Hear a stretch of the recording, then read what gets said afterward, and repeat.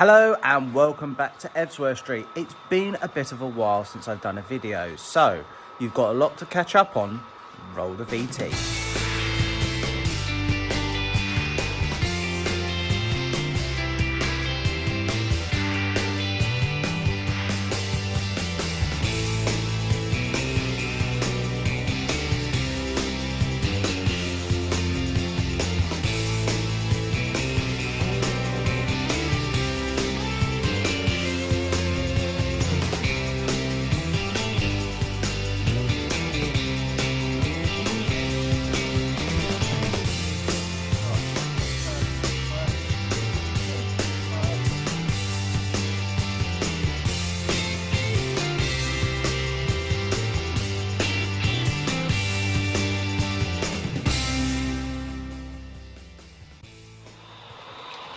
So yes, it's been a bit of a while since I've done a video.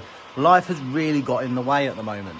So most of you probably won't even be aware that I'm now starting to be training as a train driver for a company. I'm not going to say which because most of you should probably know. So over the last couple of days, I have been taking Gordon's Lane down my local model rail club. Here we are. We're the only ones here at the moment, which is quite nice. To basically get it tested and all ready for Tolworth. So Tolworth is the second weekend of November this year. This is the only time Gordon's Lane will be out this year as well. So I've got a load of new rolling stock, which obviously I've been collecting over a period of time. There you go. Thanks to Danny at Various Multiple Units, who's done the classic 458 for me in the SWR. And also, I've got something really special coming along, which Southwest Max has been doing, which is a class 444, not just one, but two. You'll find out which liveries they will be at Tolworth, so if you're going to come down, make sure you do. Also, a little bit of a cheeky plug. On the 18th of October is the Beckenham West Wickham Model Railway Club, which obviously I run, which is another thing to string to my bow, as they say.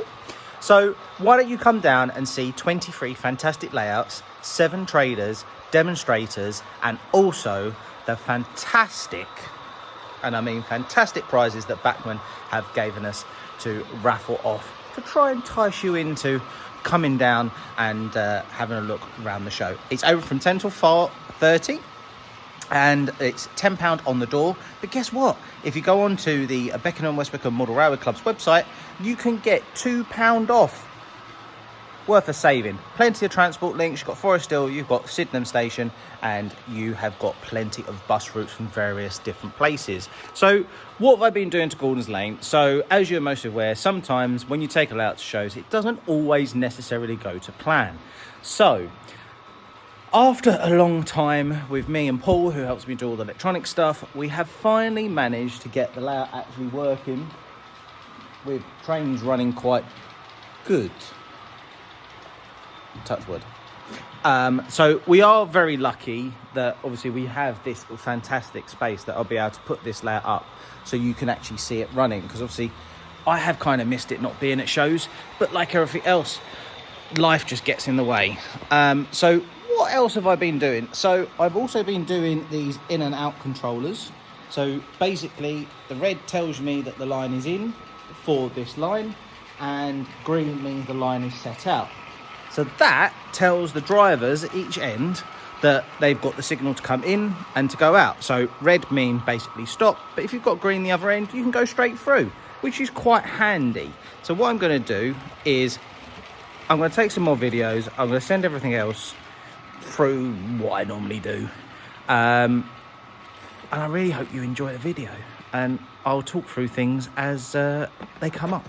So thank you very much for staying with me. Sorry that it's been a long time, but here's a load of little videos I've taken over the last couple of days.